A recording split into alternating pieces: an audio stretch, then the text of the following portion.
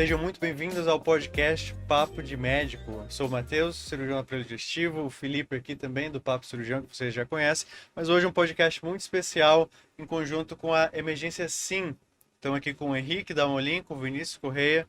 Vou pedir para eles se apresentarem, para quem não conhece, conhecê-los agora. Onde que eles se formaram, o que é que fazem e do que a gente vai falar aqui. Bom, meu nome é Henrique Dalmolin, sou coordenador da clínica médica aqui na Medconf, junto com a Jaqueline. Sou reumatologista, atual preceptor da disciplina de reumatologia do HC e convivo muito, tanto com o pessoal da clínica quanto com o pessoal da Reumato. Espero que a gente faça um bom podcast e agradeço aqui a presença do Vinícius. Passo a bola então para o Vinícius. Vamos lá, Vinícius. Prazer aí estar com vocês nesse podcast. Meu nome é Vinícius, fiz clínica médica no HC, fui preceptor de emergência lá no HC, depois fiz cardiologia no INCOR. Atualmente sou fellow de emergências cardiológicas lá no INCOR. Então vai ser um prazer falar de dor torácica, que é o tema que eu vejo todos os dias, que eu gosto bastante. Hoje é dor torácica para cirurgiões, né? Para Então, ignorantes. ignorantes no Eu falei, assunto. Vinícius, se a gente aprender isso daí, qualquer pessoa vai aprender. Então, ensina para nós. É aquela definição clássica lá de dor torácica for newbies, aquele clássico de livros americanos, a gente traz aqui para o Brasil, como a gente conta. Tanto que a gente chamou o Henrique aqui para dar uma ajuda aqui, aumentar a graduação. Mas lembrar que dor torácica tem algumas causas cirúrgicas também, né? Então, vai então ter vocês uma vão hora aí poder que vai ajudar ter também. uma importância da cirurgia.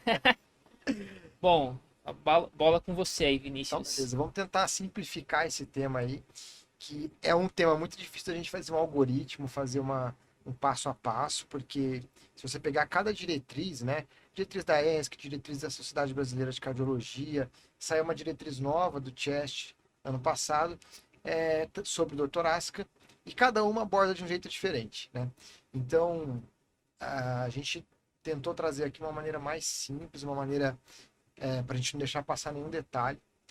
Então, quando a gente está falando de dor torácica, a gente tem que lembrar de um tripé, que é basicamente história, exame físico, né? E o eletrocardiograma. Troponina não é para todo mundo que a gente vai pedir, né? Não é todo paciente com dor torácica que a gente vai pedir troponina, só aqueles pacientes que a gente suspeitar mesmo de síndrome coronária aguda. Mas lembrando desse tripé de história, exame físico e eletro, a partir disso a gente já consegue tirar muitas coisas, as principais. Então, a primeira que a gente tem que descartar, que é a catástrofe, a pior catástrofe, é quando a gente tem uma coronária fechada, quando a gente está diante de uma síndrome coronária aguda com supradesnivelamento de ST. Nesses casos, a gente tem que sair correndo para abrir a artéria o mais rápido possível, seja com trombólise, seja com angioplastia primária, né? E como que a gente identifica esses pacientes com síndrome coronária aguda com supra de ST? A gente tem que fazer paciente que chega com dor torácica, um eletro em menos de 10 minutos. Né? Isso é padrão de qualidade de qualquer pronto-socorro, fazer um eletro em menos de 10 minutos. E aí, diante disso, a gente vai ter a síndrome sem supra, que é quando a gente tem uma artéria subocluída, e a síndrome com supra, quando a gente tem uma artéria fechada. Então, é muito importante a gente diferenciar essas duas entidades. Então, quem são os pacientes com síndrome com supra? É quando o paciente tem um bloqueio de ramo esquerdo novo, e a gente tem vários critérios para avaliar isso. O mais conhecido é os critérios de Sgarbossa, né, que eu acho que vocês já ouviram falar, mas saíram novos critérios, que são os critérios de Barcelona, que são tem uma acurácia maior do que os critérios de Sgarbossa. Então, são os critérios que a gente utiliza atualmente. Ou quando o paciente tem supra de ST em duas ou mais derivações contíguas. Lembrando que o valor de corte para supra varia de acordo com a derivação. Então, se eu estou falando de V2 e V3, esse valor é acima de 2,5 para pacientes homens abaixo de 40 anos, acima de 2 milímetros para pacientes homens acima de 40 anos e acima de 1,5 milímetro para mulheres. Quando eu estou falando de outras derivações, esse corte cai para 1 milímetro, e quando eu estou falando de V3R, V4R, V7 e V8, esse corte cai para meio milímetro. Isso é importante porque muda completamente a definição de síndrome coronária aguda com supra de ST. A maioria das pessoas acaba simplificando e colocando 1 milímetro para todo mundo, mas a gente tem que lembrar que nas derivações V2 e V3, principalmente, isso muda, né? E a síndrome sem supra é aquele paciente que tem um eletro normal ou com alterações de repolarização. Então, lembrando que se o cara chega com uma dor torácica anginosa ali para você no pronto-socorro, você desconfiou de coronária aguda e tem um eletro normal, a gente não descarta síndrome coronária aguda. A gente tem que sempre lembrar que pode ser uma síndrome sem supra de ST. Mas, como a gente estava falando, né, tem que descartar a principal catástrofe, que é a coronária fechada. Quando a gente está falando de coronária fechada, e o paciente está com uma dor a menos de 12 horas, a gente tem que tentar abrir o mais rápido possível a artéria desse paciente. Lembrando que quando a dor está acima de 12 horas, é uma longa discussão, que eu não vou entrar em detalhes, mas a gente tem que focar em abrir a artéria principalmente desse paciente com menos de 12 horas de dor. Então, ele pode chegar no pronto-socorro via ambulância ou procurar mesmo espontaneamente o pronto-socorro que não tenha angioplastia primária, então um centro sem hemodinâmica. Se ele chega nesse centro sem hemodinâmica, nesse centro, seja na ambulância ou no centro, ele tem que fazer um eletro em menos de 10 minutos. E se a gente detectar um eletro com supra de ST, a gente tem que fazer uma pergunta. Eu consigo garantir que esse paciente faça uma angioplastia em menos de 10 minutos, em menos de 120 minutos? O que eu quero dizer com isso? O tempo de eu olhar o eletro e esse paciente está no centro com hemodinâmica, né? Lá no centro com cateterismo, com a artéria aberta, é menos de 120 minutos. Se eu conseguir esse tempo, garantir esse tempo com menos de 120 minutos, eu mando esse paciente imediatamente para um centro com angioplastia primária. E ele chegando lá, o tempo ideal para ser reperfundido é em menos de 90 minutos. Agora, eu não consigo garantir esse tempo, que é a nossa realidade, né? A realidade de São Paulo, se a realidade de São Paulo já é assim, a maioria dos lugares acredito que também seja assim, né? Um exemplo clássico é o pronto-socorro da Lapa, né? Eu já trabalhei lá durante a preceptoria de emergência, com os internos, e a referência era o INCOR. Então a gente nunca conseguia garantir esse tempo de transferência em menos de 120 minutos. Então, o que a gente fazia? Trombolizava o paciente na sala de emergência. A gente não pode ter medo de trombolizar. Eu lembro que quando eu era recém-formado, né? Eu morria de medo de pegar um infarto com supra. Falei, vou ter que trombolizar alguém, pelo amor de Deus. E a gente trombolizava no INCOR. Quando fui interno pro INCOR, eu trombolizei. No HU eu trombolizei, no INCOR levava pro cateterismo, que tinha disponível, né? E aí eu tava um dia no plantão, numa UPA, Zona Leste, assim, perdido. Chegou um cara com infarto com supra. Falei, meu, você não acredita com infarto com supra. Aí eu mandei pro meu preceptor da cardio, infarto com supra. E agora? Aí trombolizei o cara, meu. Trombolizei, com medo do cara ter um AVC lá, não sei o que, mas foi tudo certo. Graças a Deus o cara viveu. E uma coisa interessante que dá pra gente pensar aqui é, a gente tem esse delay, a gente tem esse atraso em São Paulo. A gente tá falando da maior megalópole da América Latina.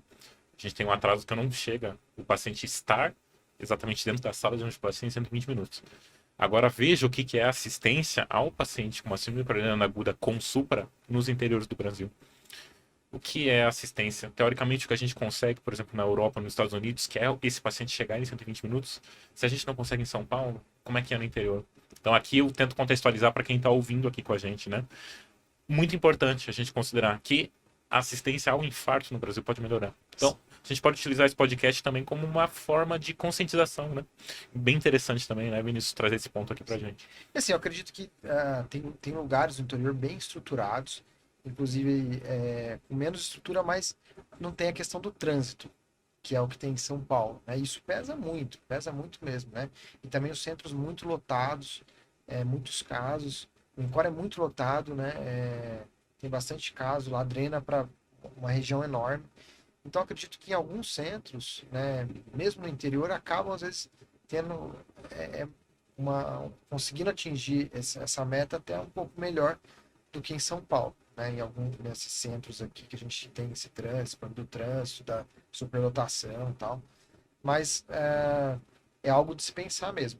E a trombólise, né, como vocês falaram, dá medo, mas o que a gente tem que lembrar é cheque as contraindicações. Exato. Não podemos esquecer. E eu não sei de cor. Eu sempre pego a listinha de contraindicação e checo uma por uma. Se a gente tentar decorar, a gente vai esquecer, né? Porque é muita contraindicação que a gente tem que checar. Então, o que eu recomendo é sempre olhar e fazer tipo um checklist com o paciente para a gente não esquecer de nada antes de trombolizar. Minha sugestão até é quem fez o ACLS. O ACLS é um curso que está no Brasil inteiro. Lá no folheto que a gente guarda no bolso do ACLS tem lá exatamente quais são as contraindicações da trombólise química. Então é interessante, ó, fica a sugestão, deixa lá na mochila guardada. Sim. Uma ótima sugestão. Lá é bem explicativo, né, o folhetinho do ACLS. Bom, mas vamos supor que o paciente não tivesse nenhuma contraindicação à trombólise, a gente decidiu trombolizar esse paciente porque a gente não conseguiria garantir uma transferência em até 120 minutos por cento com hemodinâmica. E aí, o que a gente faz? Tromboliza, e o tempo ideal para ser trombolizado, ou seja, o tempo porta-agulha, caiu para menos de 10 minutos na nova diretriz da ESC. Então, esses tempos estão ficando cada vez menores, né? Esses tempos de excelência que a gente fala para garantir uma reperfusão mais rápida. Então, a gente faz o bolus de trombolítico, né? Se for tenecteplase, é bolus único. Se for alteplase, a gente faz o bolus, depois deixa a manutenção.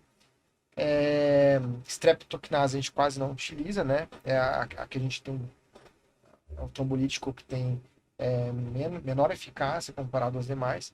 Então a gente tenta usar sempre a alteplase ou tenecteplase. A gente fez o bolus e manda o cara, põe o cara na ambulância e já transfere. Tá? Se for alteplase, deixa correndo lá e manda o cara na ambulância num centro que tem hemodinâmica. E aí dali 1 hora a 90 minutos, você vai ver se o cara tem critérios de reperfusão. E quais são esses critérios? Principalmente melhora da dor e redução do supro em pelo menos 50%. Aquele negócio de pico precoce de marcador, arritmia de reperfusão, isso daí são critérios secundários. O que a gente segue mesmo é melhora da dor e diminuição do supro em pelo menos 50%.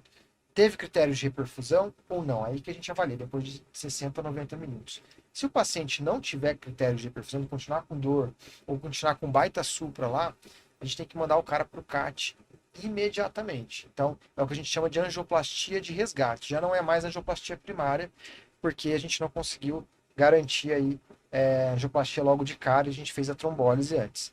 Mas se o paciente reperfundiu, aí, mesmo assim, ele tem que ir para o CAT, porque a gente tem que ver a anatomia dele, a gente tem que ver o que fechou da artéria, tratar percutâneo ou até mesmo por cirurgia, tem que estudar a anatomia desse cara. E aí, a gente vai fazer angioplastia de rotina de 2 a 24 horas. Então, você tem até 24 horas para fazer essa angioplastia pós-trombólise com critério de reperfusão. Então, esses são os tempos-chave. Mas, tem aquele paciente que vai direto para um centro com hemodinâmica. Se ele for direto para o centro com hemodinâmica, nesse centro também tem que fazer um eletro em menos de 10 minutos, fazer o diagnóstico de infarto com supra, e a partir desse diagnóstico, a gente manda o cara para angioplastia primária, e o tempo que a gente tem que garantir a reperfusão desse paciente no centro com angioplastia é menos de 60 minutos, tá? Então esses são os tempos chaves adaptados aí da diretriz da ESC, beleza?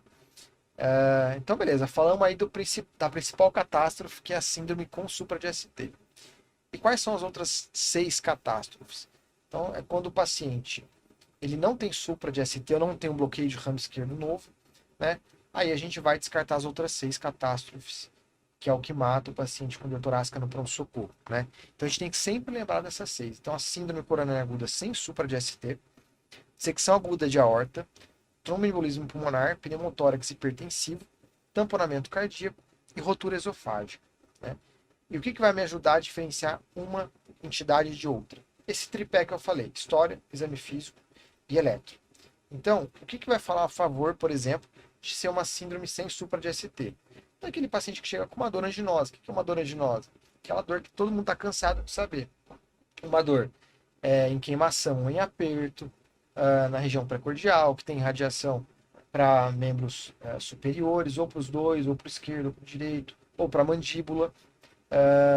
Lembrando que dor que começa acima da mandíbula e dor que vai abaixo do apêndice tifoide, começa abaixo do apêndice tifoide, dificilmente é dor anginosa. Então essa é uma dica legal. Aquela dor que é precordial e irradia para a mandíbula, para membros superiores, é uma coisa que a gente tem que lembrar sempre de uma dor anginosa. E que melhora com repouso nitrato e que piora com esforço, né? Então isso é a dor anginosa típica. E o eletro vai ter alterações isquêmicas ou pode ser um eletro normal. O que é um eletro com alteração isquêmica? Infra de ST, inversão de onda T, mas pode ser um eletro normal. Isso é importante porque mesmo quando você está desconfiando de uma dor torácica, fez o eletro, está normal, eu já vi muita gente no plantão de pronto-socorro falar, não, se o eletro está normal, pode ir embora, né? Mas na verdade não, a gente tem que tentar, tem que lembrar que pode ser uma síndrome sem supra e a gente vai precisar estratificar esse paciente melhor. E a dissecção de aorta, como que a gente pensa? Então é aquele cara que tem fatores de risco, né? A gente vai falar desse score ADDRS depois, que é um score que ajuda bastante a gente a estratificar os pacientes em riscos, né? de ter dissecção de aorta. Então, avalia basicamente fatores de risco para dissecção de aorta. Uma grande maioria dos pacientes são hipertensos e eles chegam com uma dor extremamente forte, uma dor lancinante, uma dor cortante, que grande parte das vezes irradia para o dorso, né? Então, pode irradiar também para membros inferiores, principalmente dissecção de aorta descendente, né? Então, a gente sempre tem que lembrar disso também. Tem alteração de pulso, de pressão, e o raio-x de tórax, em 60% dos casos, mostra alargamento de mediastino, tá? Então, é algo que a gente sempre tem que procurar também no exame físico e também nos exames complementares. Diz que nos protocolos da torácica tem ferir pressão nos 4 membros, né? Então você pode buscar indícios de dissecção, né? Isso daí está em todos os protocolos, só que na prática, Não isso faz. é um exato. pouco difícil. O que eu faço? O que eu Nos dois recomendo, né? braços, Medir nos dois braços, mas palpar o pulso nos 4 membros. Isso dá para fazer rápido na sala de emergência. E tentar ver se tem diferença de pulso e diferença de pressão. Mas temos que lembrar também que a diferença de pressão ou de pulso acontece em 30% só dos casos de dissecção de aorta. Então, mesmo que o cara não tenha alteração de pulso ou de pressão, se você está suspeitando de dissecção de aorta, continue investigando. Porque só 30% tem, né? Ô Vinícius, e em relação à dissecção de aorta, né? Eu sempre lembro da época que eu também fazia clínica, né? Não que eu fazia clínica médica, mas que eu clinicava como médico. Tem a questão de que mesmo a dissecção de aorta pode ter um supra, né? Não tem isso? Pode simular com supra e aí você não pode trombolizar o paciente, porque senão você vai levar o paciente para o caixão. Comenta um pouquinho aí pro pessoal. Então, quando a gente tem uma dissecção de aorta, a gente tem que lembrar das complicações que ela pode ter. Depende para onde disseca. Se ela disseca para baixo, pode ter injúria renal aguda, né, por dissecção das artérias renais, pode ter isquemia de membros inferiores. Eu já peguei paciente assim, que chegou com uma baita dor torácica e falando que não estava sentindo os membros inferiores. O que é isso? Pega uma artéria que chama Dankiewicz, que irriga a medula, e aí, se faz uma isquemia dessa artéria, causa uma paraplegia. Artéria de Adamkiewicz, né? Isso aí mesmo, Adamkiewicz. Qualquer epônimo, o Matheus sabe. Rei dos epônimos. Tá bom. Top. Só que se dissecar para cima, ferrou, né? O que pode causar de complicações? Tamponamento cardíaco, pode causar uma insuficiência aórtica aguda. Então, esses pacientes com dor torácica, a gente tem que procurar principalmente 2 sopros. Sopro de insuficiência aórtica aguda, né, que é aquele sopro diastólico, né, que a gente vai auscultar em borde senar esquerda, em focos aórticos, acessório também. E também sopro de insuficiência mitral aguda, nos casos de isquemia. Né? O infarto, ele pode, principalmente de coronária direita, pode causar uma isquemia de músculo papilar. Isso pode levar a uma insuficiência mitral aguda. Né? Então, esses 2 sopros a gente sempre procura, de IAO, no caso de dissecção, e insuficiência mitral aguda, no caso de isquemia. E aí, outra complicação da dissecção de aorta é a dissecção de coronária direita, que é a primeira artéria, a mais alta que sai ali da aorta. Então, pode dissecar a coronária direita e causar um infarto com supra de parede inferior. E esses casos são catastróficos, né? São bem complicados de tratar, a gente não pode... D2, D3 AVF? D2, D3 AVF, e vai ter um suprão lá, né? Então a gente sempre tem que pedir essas derivações. Mas é só fazer inferiores. morfina que melhora, né? Então, a morfina, para esses casos, né? Aí vocês me complicam, né? Assim, o nitrato é extremamente contraindicado. Vídeo, né? Tem um vídeo dos 300 que o cara fala... É um meme que tem, que o cara fala, não, faz morfina e tal, e o outro vai dar um chute no cara. Uhum. Eu não vi esse vídeo. Vamos colocar na descrição aí, Franco, prepara aí. Mas qual que é o problema? Nesses casos, a gente não pode usar nitrato de jeito nenhum. É contraindicado quando a gente tem infarto de VD, né? De parede inferior, né? Porque pode causar choque, né? Por conta do mecanismo do infarto. Agora, morfina, muitas vezes, às vezes é a única coisa que nos resta de opção para controlar a dor do cara. Então, é uma contraindicação relativa. Qual que é o problema da morfina na síndrome coronária aguda como um todo, assim? Ela diminui a absorção dos antiplaquetários, principalmente do clopidogrel. Então, ela não é mais o analgésico de primeira escolha. Só que na dissecção de aorta, você não vai dar antiplaquetário, né? Então, Tem a questão também de ser um venodilatadora, tal, poder causar hipotensão, mas às vezes é a única coisa que resta para a gente controlar a dor. Então, às vezes a gente tem que fazer mesmo, mas em doses pequenas. Se for fazer, 2 miligramas, reavalia. E no caso da dissecção de aorta, tem que correr para operar o cara, né? E controlar duplo produto. É a principal coisa, né? Controlar a frequência, controlar a pressão. E se o cara tiver o ramo de dor na sua frente, paciência. Às vezes a gente paga o preço aí de dar morfina para esses casos, né? Mas é um caso bem específico, né? Dissecção de aorta com supra de parede inferior, né? Dissecção de coronária direita. Beleza. E aí temos a terceira catástrofe, que é o TEP, que vai ser uma dor pleurítica, ventilatória dependente, e a gente quase sempre tem uma dispneia súbita, uma dessaturação que não está sendo explicada por mais nenhuma outra coisa.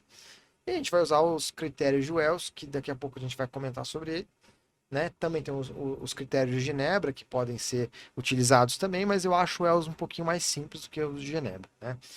E aí tem as outras 3 causas, o pneumotórax hipertensivo, tamponamento cardíaco e rotura esofágica, que são menos comuns, né?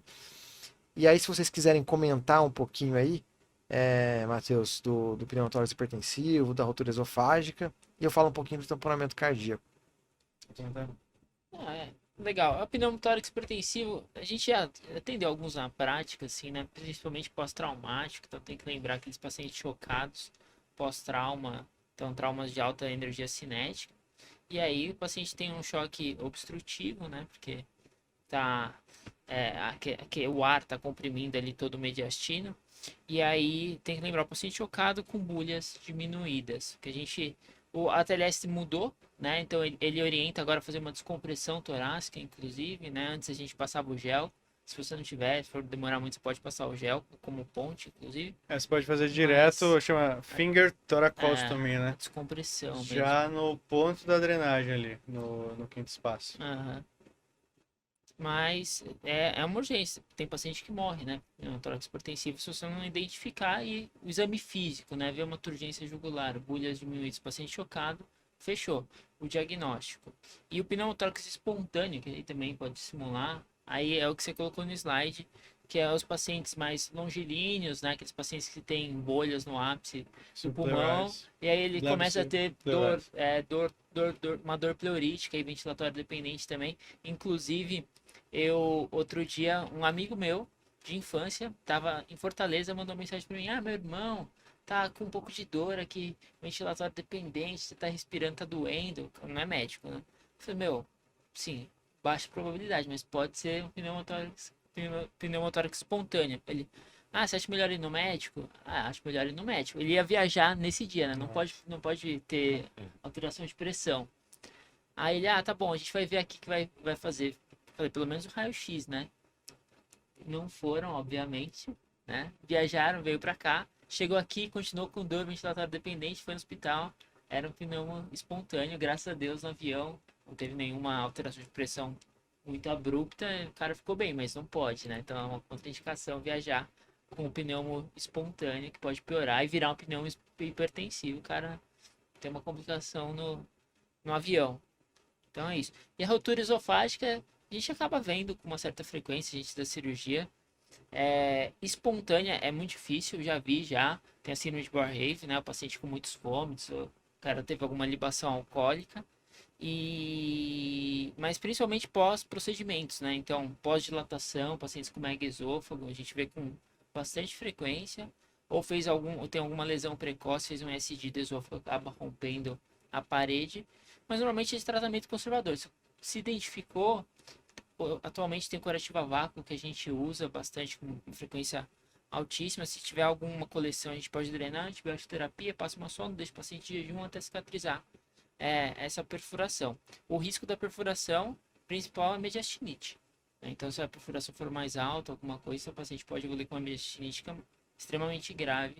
Então, tem até 50% de mortalidade quando você vai levantar a literatura, mediastinite. Mas é basicamente isso, que é completar. Tem também, né? No raio-x você consegue ver, né? Pneumomediastino, derrame pleural, né? Isso também, mesmo. né? Isso mesmo. E no caso de pneumo hipertensivo, uma coisa que o pessoal às vezes fala, não, pedir um raio-x, né? Não, Diagnóstico clínico, né? clínico. É o erro clássico, né?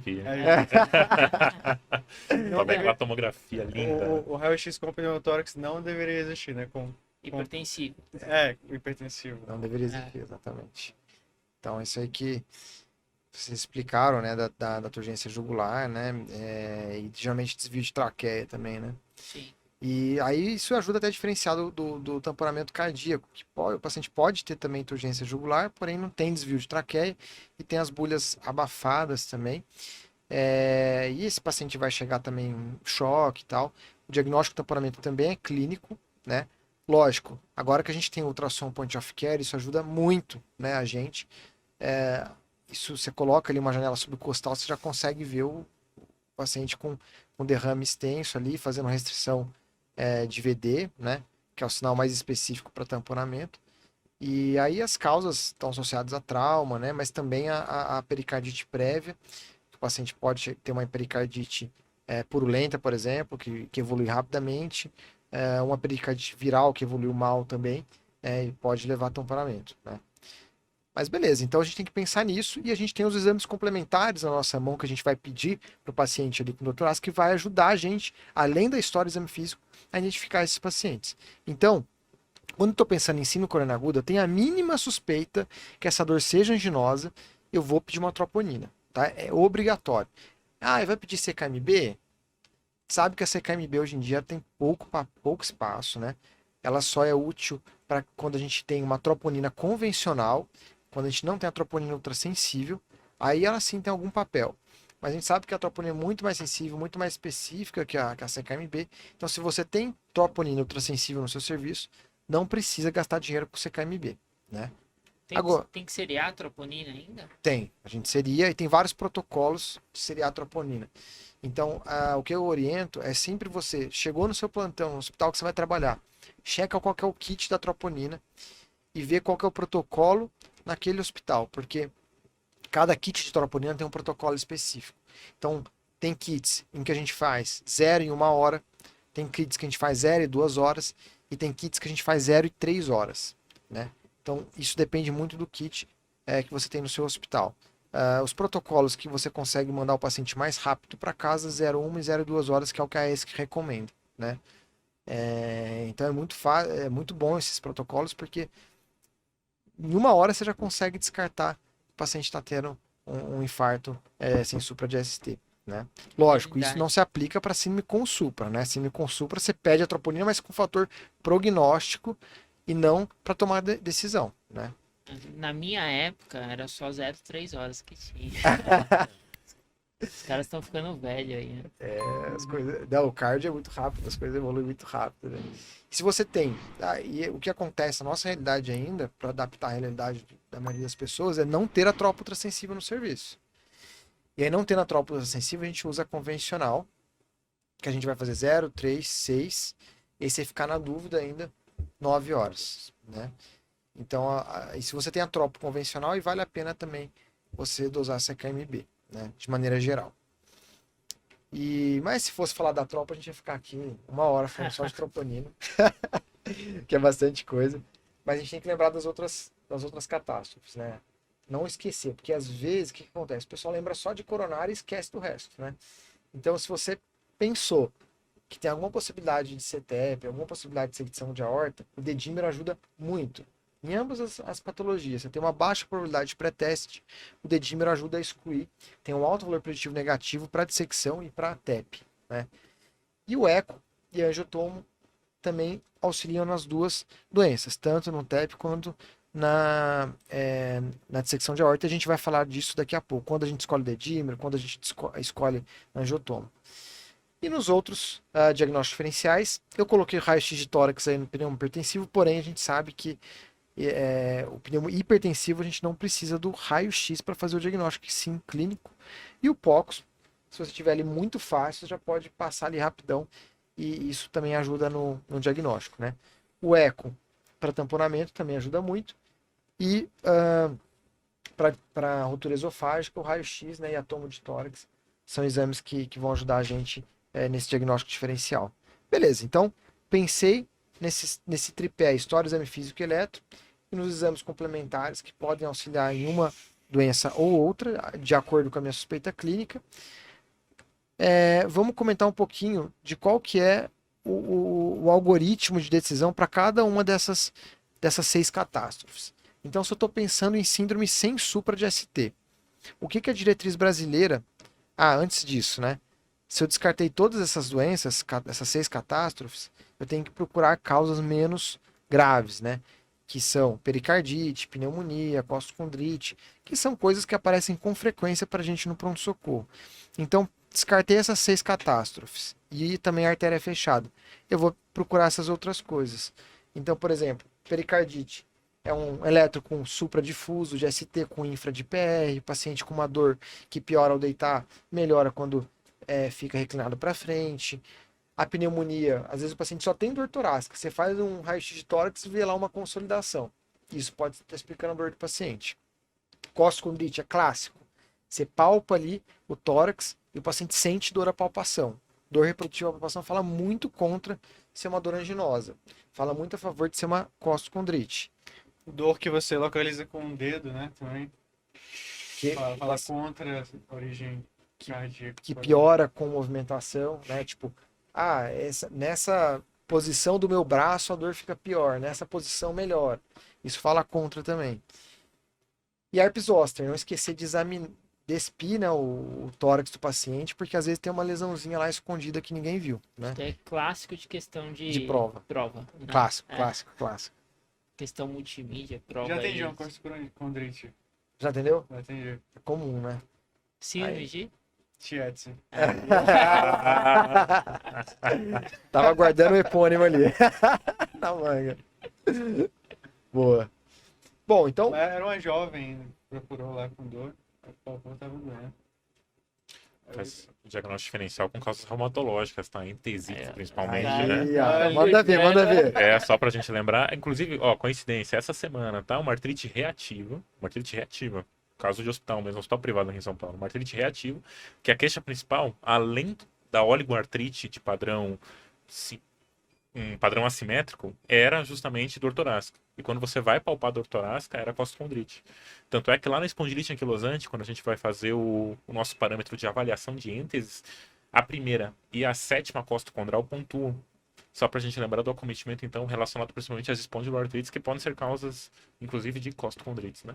E lembrar da síndrome de Tietze, que é o diagnóstico diferencial principal. Olha, eu nunca ia pensar na espondilite anquilosante, agora vai entrar no meu rol de diagnóstico diferencial. Só reforçando, Muito bom. Coincidencíssima, tá? Uma coincidência muito grande. Uma artrite reativa, que ela tá dentro do grupo das espondiloartrites, né? Fazendo um padrão de entesite, causando costocondrite. Diagnóstico diferencial difícil aí, mas que deu certo, tá? O paciente tratou e melhorou. Anti-inflamatório, tá? Anti-inflamatório. Terapêutico.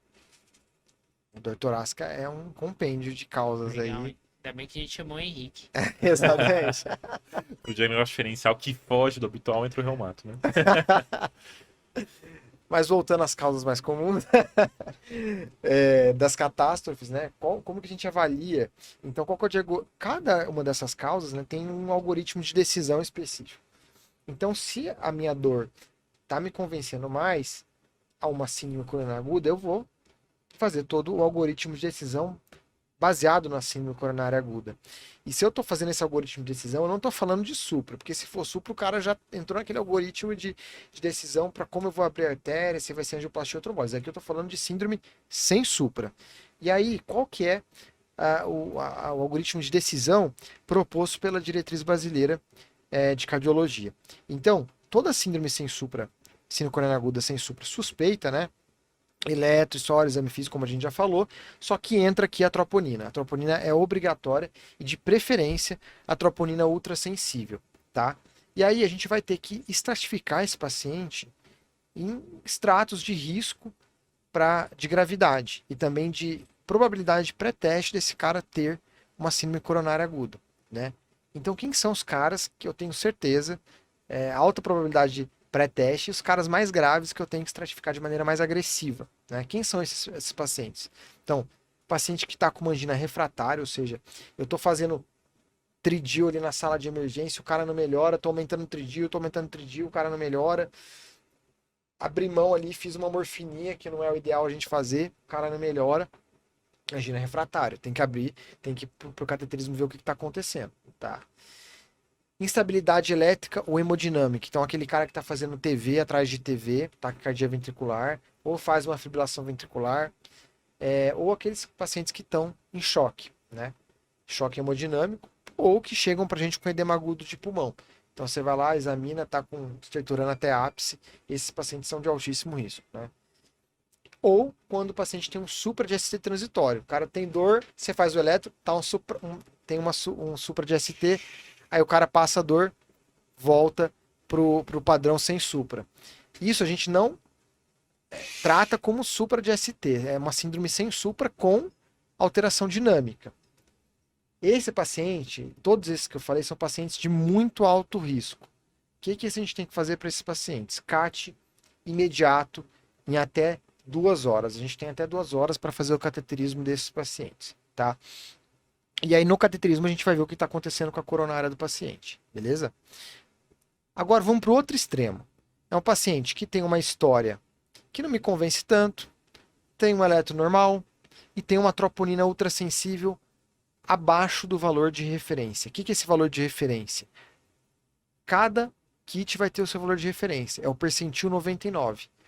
Então você tem que ver onde você está trabalhando, ver qual que é o valor de referência, o percentil 99. E se a tropo está abaixo desse valor e a dor torácica se iniciou acima de 3 a 6 horas, isso varia de kit para kit, né? Então, ou seja, já tem uma dor que está durando pelo menos 3 horas e a tropo, uma dosagem apenas ultrassensível, já está abaixo do valor de corte, eu consigo excluir a síndrome coronária aguda, mas eu tenho que fazer um score que chama Score Heart, né? Como que é esse score? Esse score, ele ajuda, né? Pela diretriz da SBC, eles recomendam utilizar isso para estratificar o risco dos pacientes com síndrome coronária aguda sem supra. E auxilia também a gente a avaliar alta precoce, principalmente nesses pacientes que eu falei, que a gente tem uma dor que não convence muito, um eletro normal e uma tropo ultrassensível abaixo do percentil 99, aí a gente faz o HEART. O que é o HEART? Ele é um score que a gente não precisa decorar, também tem vários aplicativos, mas avalia principalmente a história, se te convence ou não ser uma dor anginosa, se o eletro tem ou não alterações isquêmicas, e como são essas alterações isquêmicas, a idade do paciente, fatores de risco cardiovascular, então se o paciente tem hipertenso, diabético, já teve doença coronariana aguda, tem doença arterial coronária prévia, tabagista, então, os fatores de risco clássicos a gente já está acostumado, né? E a troponina, o quanto essa troponina está aumentada, porque quanto maior a elevação da troponina, maior é a chance de eu ter um infarto agudo do miocárdio, tá? Então, eu vou avaliar tudo isso, todos esses fatores, eu vou jogar na minha calculadora. O que eu recomendo? Baixem no celular de vocês o MD-Calc ou qualquer outro calculadora aí para vocês terem acesso a vários scores na medicina, e dentre esses scores o HEART é um score que ajuda bastante. Você joga lá na calculadora, não precisa decorar. Se esse HEART for menor ou igual a 3, eu tenho pacientes de baixo risco, ou seja, pacientes que têm baixo risco de ter eventos cardiovasculares em 6 meses, em 6 semanas, desculpa. E aí, se esse paciente tiver um score de HEART menor que igual a 3, sem dor, e eu escolhi outros diagnósticos diferenciais para dor torácica, manda esse cara para casa com segurança. Lógico, com retorno ambulatorial para investigar essa dor ambulatorialmente. Mas esse paciente com uma dosagem de troponina apenas, eu consigo mandar esse cara para casa. Isso é muito legal. Mesmo o exame indicando uma coisa, o exame indicando de alta, mas me parece nesse caso aí que a clínica é soberana, né? Especificamente aí, né? Não em todos os casos, né? Mas nesse caso específico. A clínica é sempre soberana. Então, Fala aí, não vou brigar que tá 2 contra 2 aqui, né? Detalhe, hein? Mas é interessante ver, porque o robô daria alta, né? Troponina baixa, mas aquela questão, o jeitão do paciente, ele já infartou 3 vezes, é obeso, tem aquele jeitão que dá medo. Não, vamos observar mais um pouco, né? Antes de liberar. Com certeza. Às vezes, assim, isso aqui é um algoritmo proposto, mas tem muitos pacientes que fogem do algoritmo, né? Então, você tem que avaliar. Fator de risco é uma coisa muito importante. Então, o cara que já é triarterial, o cara já foi revascularizado prévio e falou assim, doutor, essa dor aqui tá igual a dor do meu infarto que eu tive há 10 anos atrás. Mas aí você joga ele no algoritmo aí, dá baixo risco e tal. E aí, o que você faz? Com certeza eu vou pedir uma outra tropa para esse paciente. Talvez mesmo com 2 dosagens de tropa eu vou avaliar se eu não faço um CAT, né? Porque pode ser uma angina instável de alto risco. Então, assim, tem pacientes que fogem do algoritmo, né? Que a gente tem que avaliar caso a caso. O algoritmo é um guia, né? Pra gente ter em mãos aí para divulgar uma informação e as pessoas conseguirem sistematizar a sua avaliação mundo afora, né? Mas dentro de centros especializados, a gente sempre individualiza, né? Caso a caso. Boa. Beleza, então, se o paciente não cai nesses 2 extremos, ele vai cair na miúca, que são os pacientes que têm, ou por um lado, um eletrocardiograma normal e uma tropo abaixo do percentil 99, porém, uma dor que iniciou muito precoce, menos de 3 a 6 horas, então, com uma dosagem de tropo, eu não fico seguro de mandar esse cara para casa. Ou um cara que tem um eletro normal, né, com alguma alteração isquêmica, ou uma tropo já logo de cara acima do percentil 99, né? É o que eu tenho que fazer para esses pacientes. Então, repetir uma tropa. E aí, quando que eu vou repetir uma tropa? Em 1 hora, 2 horas, 3 horas? Isso vai depender do seu kit que você tem no seu serviço. Então, sempre quando você vai começar a trabalhar em algum lugar, cheque o valor de referência da tropa, cheque qual que é a tropa, se é ultrassensível ou não, e qual que é o protocolo do local. Eu vou repetir em 0 em 1, 0,2, 0,3 horas? Isso depende da troponina que você tem. Beleza. Mas repetir a tropa, o que é importante? Eu tenho que olhar se fez curva ou não. Quanto que é uma curva de troponina? Opinião de especialista total, que está na definição, na 4ª definição de infarto da ESC, que é uma variação de 20% entre uma dosagem e outra. Só que isso é opinião de especialista total, não é baseado em evidências robustas, não, tá? Mas se o paciente não tem essa variação significativa entre uma dosagem e outra, ele cai naquele algoritmo de avaliar o heart, e se esse heart estiver menor ou igual a 3, eu posso avaliar alta com retorno ambulatorial precoce. Mas, se o paciente curvar tropo, seja na minha via, em que ele tenha uma primeira tropo negativa, ou na segunda via, em que meu paciente já tem uma tropo alterada e ele curvou a tropo, esse paciente eu não tenho dúvida que eu vou fazer um cateterismo. E se eu tenho tropo positiva, o cateterismo tem que ser em até 24 horas, tá? Que é um paciente de alto risco, tá? E esse paciente vai ficar internado até ser estratificado. Agora, se eu tenho um paciente com uma tropa inicialmente elevada, só que eu repeti a tropa e essa tropa não curvou, esse paciente, por ter tropa elevada, ele já é um paciente de mais risco, porque ele tem maior mortalidade por ter uma troponina elevada. A troponina é marcador de risco cardiovascular. Mas para eu chamar de infarto, eu tenho que ter curva. Então o que eu vou fazer para esses pacientes que não curvam a tropa entre uma dosagem e outra? Eu vou repetir outra tropa em 3 a 6 horas, mas eu também posso fazer um ecocardiograma. Por quê? Porque para ser infarto eu preciso ter uma tropo que curva associada a um quadro clínico que me convence, uma dor que convence, um eletro com alteração isquêmica, ou um eco com alteração segmentar, ou um cateterismo que tenha um trombo lá dentro uma coronária obstruída. Mas, por isso que eu vou fazer o eco. Vou fazer o eco para quê? Para ver se tem uma alteração segmentar e fala, putz, tem mais uma coisa aqui para mim falando que esse paciente pode ter infarto. Então esse cara eu vou estratificar invasivamente, né? Então esse cara que a gente fica na dúvida, sempre vale a pena fazer um ecocardiograma, tá? Para ver se tem alteração segmentar nova. Vamos supor que esse paciente não curvou a terceira dosagem de tropa. Aí sim esse cara, mesmo com a primeira tropa alterada, ele pode ir para aquele algoritmo ali de avaliar o heart, avaliar se ele já está sem dor e fazer diagnóstico diferencial. Lembrando que tropa aumentada não é igual ao infarto, né? A gente pode ter tropa aumentada sem fazer curva, é o que a gente chama de injúria miocárdica, né? Injúria miocárdica crônica. O que causa isso? Hipertrofia ventricular, o cara que já tem doença renal crônica, pode ter um aumento de tropa ali, mas no curvou eu fico tranquilo, tá? Beleza. E se esse cara, eu fiz lá o ecocardiograma... Quem tem doença renal, normalmente tem uma tropa T aumentada, né? Isso. E a tropa I não sofreria tanta influência assim. Então, tem essa... na verdade, na prática, cara, as duas podem estar aumentadas, o que a gente vê assim na prática. a troponina, tanto a T quanto a I, tanto faz qual que a gente vai dosar. A I, em geral, ela tem uma acurácia um pouquinho melhor, né, para esses pacientes com doença renal crônica, porém, na prática, assim, as duas podem estar alteradas e o que a gente mais valoriza é a curva. Então, assim, o cara chegou com dor para você, torácica, e tem uma disfunção renal. Aí você fez a primeira tropa, tá alterada. Beleza, espero que esteja alterada. Mas fez uma segunda dosagem de tropa e não curvou, isso daí eu posso atribuir à disfunção renal. Eu chamo de injúria miocárdica crônica, tá? Então, qualquer uma das duas pode estar alterada na disfunção renal, tá? E no serviço, assim, tanto faz CTAT aí, desde que seja ultrassensível, é o que a gente valoriza mais. É a tropa que tem mais acurácia aí pra gente avaliar os pacientes com coronária aguda, beleza? Aí, beleza, eu fiz aí o ecocardiograma, tem disfunção segmentar, ou a minha terceira dosagem de tropa curvou, o que eu vou fazer? CAT. Esse paciente já entra como alto risco.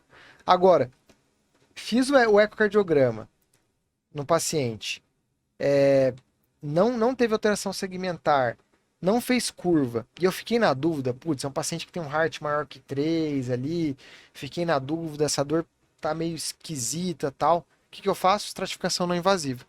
Aí eu posso fazer um teste não invasivo, seja uma angiotomo de coronária, posso fazer uma cintilo miocárdica com estresse ou um teste ergométrico.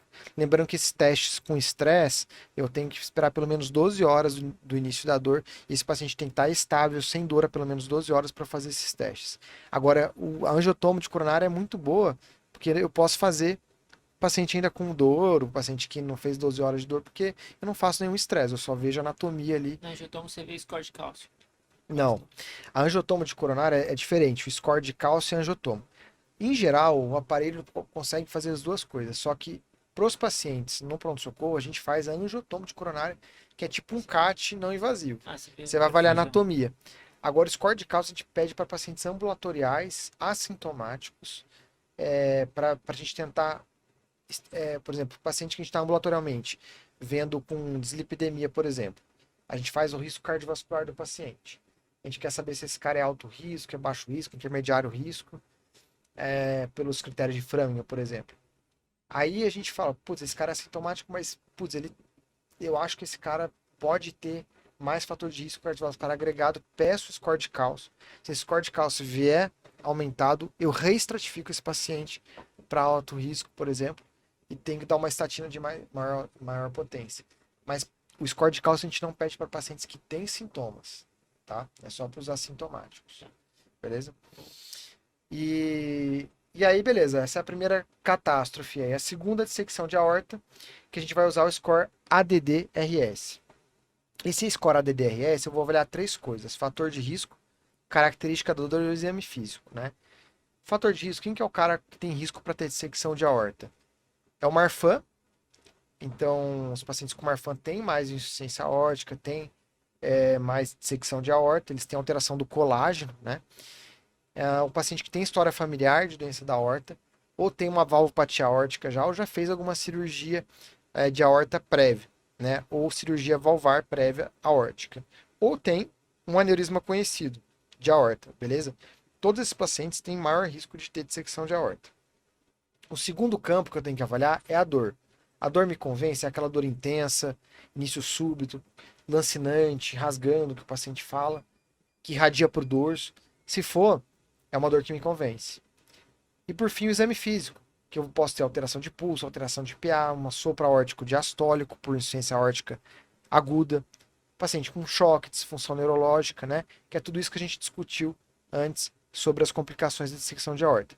Então, para cada grupo desse, o paciente pontua 1. Se ele tiver qualquer um fator de risco, já pontua 1.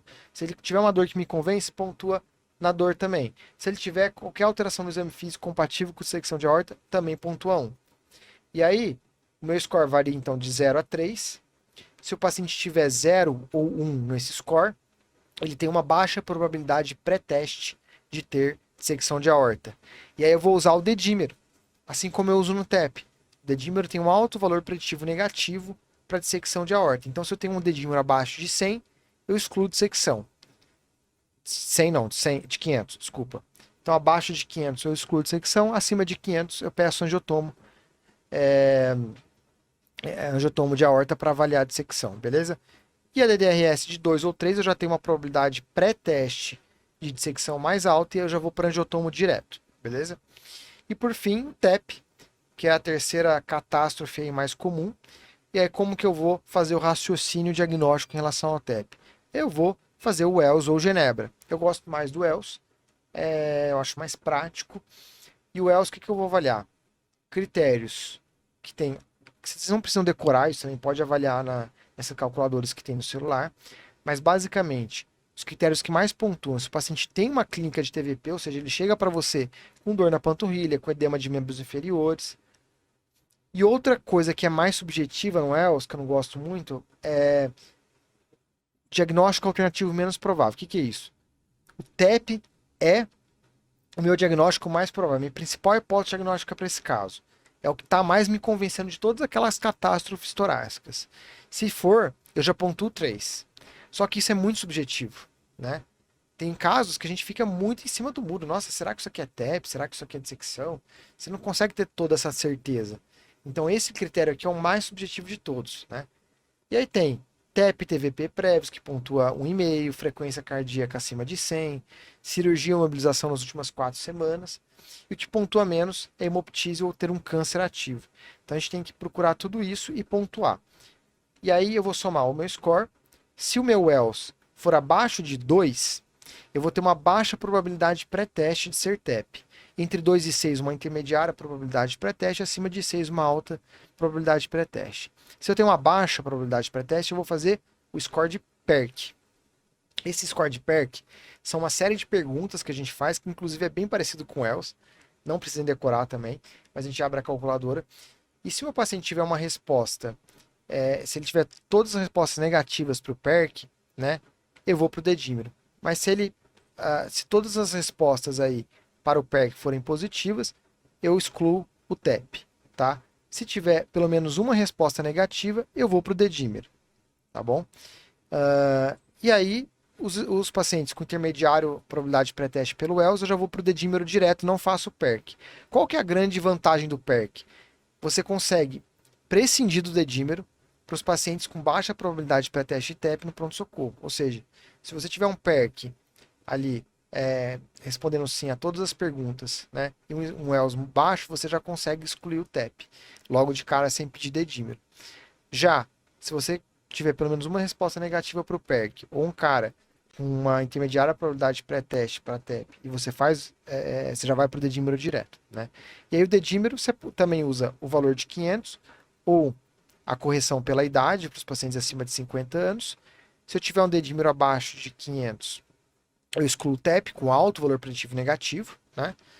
Agora o dedímero deu acima de 500, eu mando para o paciente para angiotomografia, tá? Ou, se o paciente tiver já um Wells acima de 6, ou seja, uma alta probabilidade de pré-teste, já vai para angiotomo direto. Lembrando que os pacientes instáveis na sala de emergência, a gente não consegue mandar para angiotomo, e esse paciente a gente vai fazer um eco à beira-leito aí para ver se não tem sinal de dissecção, sinal de TEP. E aí o TEP que a gente avalia pelo eco é a disfunção de VD aguda, né? Que é um sinal indireto de TEP, né? A gente não consegue ter certeza pelo eco que o paciente está com TEP. É só um sinal indireto aí de HP, induzido aí pelo TEP. E é isso, acho que matamos os principais aí. TEP tem uns epônimos legais. Manda ver. Corcova de Hampton, Percova de Hampton, sinal de Western Mark, que é de oligoemia, né? oligomia focal, né, no Focal. raio-x. São sinais que são bem difíceis da gente ver no raio-x, né? Pode Mas ter um padrão S1Q3T3, mas ele é pouco sensível, não é mesmo? ele é pouco específico para TEP. O padrão de S1 que é 3.3, o que ele indica? Que você tem uma sobrecarga de ventrículo direito. Ele mostra que você tem. Ele também é pouco sensível, porque nem todos os TEPs eles levam a sobrecarga de VD, só TEPs maiores. E quando você tem também um S1 que é 3T3, o que ele indica? Sobrecarga de VD. Eu posso ter sobrecarga de VD por exemplo, um cara DPO cítico que tenha também uma hipertensão pulmonar prévia, um cara que já tem uma IC mais avançada e tem uma disfunção de VD. Então, não necessariamente é o TEP que está levando esse 1Q3C3. Mas o que ele me indica num contexto de dor torácica aguda, com dispneia, que eu tô pensando em TEP, um TEP importante, causando sobrecarga de VD, né? Mas se eu tenho um TEP, suspeita de TEP, e não vejo esse sinal, não excluo de jeito Mas nenhum. o principal sinal eletrocardiográfico do Taque. TEP vai ser ataque cardíaco sinusal. sinusal. Isso aí. É o sinal mais sensível de Matheus TEP. é clínico. Pô. Clínico. Eu Extremamente gosto bem de- lembrado. Eu gosto de clínica. E a corcova de Hampton, já puxando aí, É uma área de isquemia pulmonar, né? Faz uma triangulação. triangulação. Mas também é raro da Periferia. gente ver, né? Esses Eu já são- vi- esses eu já são vi na sinais toma. imatológicos. Já vi na toma. No raio-x eu confesso que na prática eu nunca vi. Mas na toma eu já vi. Essa corcova aí de Hampton. Boa. Legal. Legal, hein? Agora a gente vai voltar a dar plantão de Eu perto, tava olhando o Matheus. grupo aqui, tava me oferecendo sala verde, mas agora eu só pego sala vermelha. Legal. Boa. Preparado. Uma aula multidisciplinar de dor torácica aí. Com os Bom, insights do cirurgião. Resultado fantástico, hein? Muito Bom. legal aí, Vinícius, essa parceria que a gente fez. Magic Off Sim. Show de bola. Espero que a gente faça mais outras aí para disseminar mais conhecimento. Com certeza. Conte conosco sempre. Espero vocês no nosso estúdio também. E sabe o que eu tô mais. Vamos lá. Sabe por que eu tô mais seguro de pegar plantão agora? É, Porque mais vale você ter o telefone de quem sabe do que você saber realmente. E eu peguei o telefone aqui do Vinícius, então tô tranquilo pro plantão de eu hoje. também, quando era recém-formado, era todos preceptores, assim. Então, principalmente da cardio, né? Ah, esse eletro, você acha que tem supra? Acha que não tem? Era assim, Justamente. lógico. Emergências cirúrgicas também, ó. Fica, Botei meus contatos aqui. fica Papo de cirurgião. fica a vantagem de ser reumasta das nossas urgências. Agora, se você não Não souber são o que comum. é, Quem sabe o aí que você é, manda um pra caso- ele, né? caso Aí estranho. manda pro Henrique. Raro do raro, viu? Ah. Raro do raro, mas acontece, viu? Acontece, né? Ó, já vi bastante em livro, mas nunca vi na prática. É, Do na quê? Crise prática, renal esclerodérmica. crise renal esclerodérmica, o que a gente pega? Só para fazer o apontamento aqui, então. Crise renal esclerodérmica é uma exceção no uso do inibidor da ECA. A gente utiliza captopril em doses elevadas, por exemplo, 200 a 300 miligramas dia. Mesmo pacientes dialíticos por crise renal esclerodérmica ainda mantém o uso. E isso muito nefro olha de olho aberto e fica pensando, mas por quê? Quando a gente fala de crise renal esclerodérmica, tem que lembrar que é um padrão de microangiopatia trombótica relacionado à esclerose sistêmica. Em geral é um quadro mais precoce, tem alguns autoanticorpos mais associados, mas costuma fazer principalmente aspecto de MAT, né, de microangiopatia trombótica. Hipertensão pode fazer principalmente alteração da função renal, o Murina 1 que não costuma alterar tanto, mas tem que ser lembrado, paciente com espessamento cutâneo, nova disfunção renal e hipertensão. Top. É, meu, acho que tudo bem, né? Só pra gente fazer um Ok. adendo. Graças a Deus, eu vou operar uma vesícula daqui a pouco. É, Isso bom, aí. brigadão. Sempre bem-vindo aí. Você também, você é da casa. A gente tá, Vamos fazer outros podcasts. reforçamos, tá? A Agradecemos caneca aí. vai junto. Oh, presente. aí sim. Gostei. Top. Bom, até a próxima então, Até a pessoal. próxima. dá um Sigam like aí, aí. emergência sim, emergência.sim, vamos deixar na descrição também, né? Vai ser um post colaborativo também, né? Então, Grupo Magic Off, para quem não conhece, Emergência Sim, a parceria aí disseminando conteúdo de alto nível, né? E Elevando papo aí de cirurgião também. papo cirurgião também. É, isso aí. Boa, tamo junto. Tchau, pessoal. Valeu. Valeu, Até pessoal. mais. Tchau, tchau. Obrigado. Até.